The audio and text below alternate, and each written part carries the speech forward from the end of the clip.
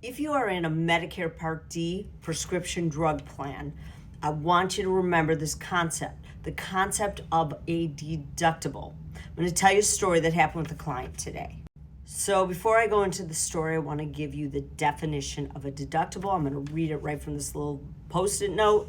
It's the amount you pay before a plan covers their portion of your prescription drug cost. So in other words, if you have an expensive drug, there's a good chance the first month when you're in that plan, you're going to have to meet that deductible. Now, in Medicare Part D, most of the plans are going to have a deductible. It could be up to $545.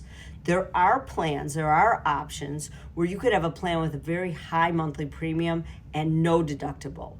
But oftentimes when you're in that scenario, you may end up spending more money, but you end up spreading out your cost, if that makes any sense. So the client calls me today and he's mad, and he's kind of mad at me.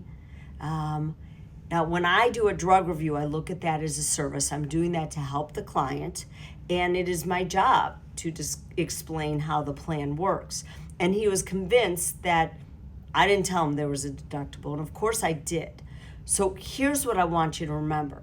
These plans, when you are told there is a deductible and you do have a more expensive drug, that means you're going to get hit with a more expensive first month when you're in the plan if you pick up those drugs.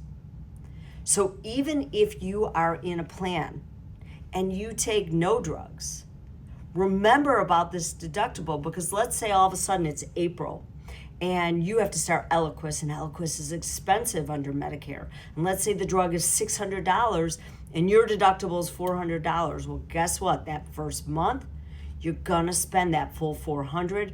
The next month, it's gonna be, in the initial coverage stage, and then your cost is gonna go down.